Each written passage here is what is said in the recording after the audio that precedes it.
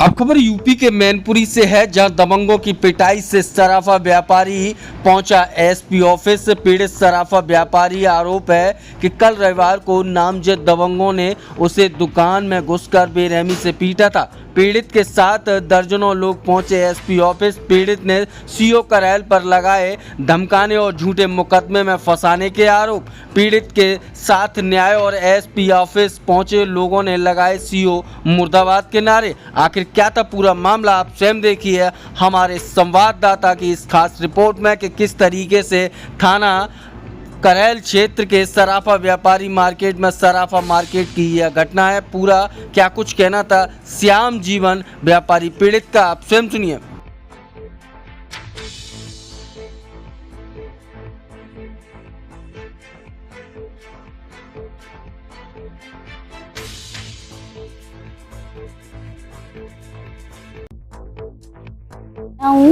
मैं श्याम जीवन की वाइफ हूँ। कल क्या घटना हुई?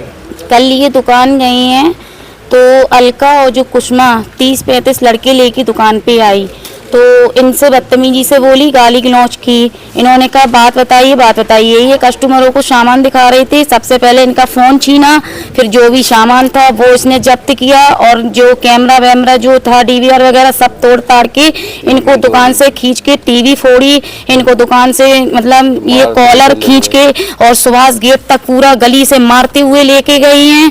और विपिन यादव था, बीटा यादव था, अनमोल यादव था और कुसुमा यादव, अलका यादव और अज्ञात में कम से कम 20 लड़के थे इसके साथ में। फिर मेरे को जब मेरा बेटा था 13 साल का दुकान पे, उसने कहा मेरे डैडी को छोड़ो।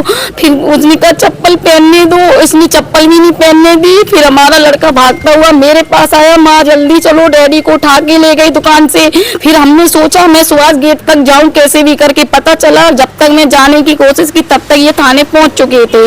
फिर मैं थाने गई भाग के, मुझे सतीश इंस्पेक्टर के, मैं एकदम गर्म हुई। मैंने कहा आप क्या कर रहे हो, जब ये इतनी बार आ चुकी हैं तो आपने किया क्या है। फिर एकदम से उन्होंने कहा आप शांत हो जाओ, पानी पियो, सब कुछ कर रहे हैं। फिर मैं बैठ गई वहां पे।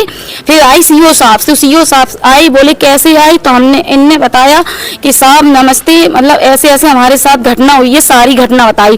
तो हम बीच में बोल गए, तो बोले ऐसा है हम कैसे मान लें कि तुम झूठ कह रही हो कि सही कह रही हो, वो तो सच दिख रहा है ना, कपड़े फटे, मारपीट की निशान है इनके, फिर आपको क्यों नहीं मानना होगा। तो बोले क्या कारण था? मारपीट का ये कारण था, इनने 10 लाख रुपए दिए थे अपने ब्याज पे, ये जो लेडीजों ने, तो जेवर दे चुके बना, उसका जेवर इन्होंने दे दिया, धीरे कर करके पहुंच गया। फिर और रह गया था थोड़ा बहुत, 2 साल तक मतलब 2-3 साल तक तो कोई सुनो ब्याज पे दिया था 30% ब्याज पे। तो इनने 30 रुपए पे इनने फिर ब्याज दिया 2 साल तक। फिर उसके बाद इनने 1 साल तक ब्याज रोक दिया, क्योंकि हम उसको सामान दे चुके थे बना के, जितना हमारे पास जमा थे हमारे पास पूरा उसका जेवर पहुंच गया था।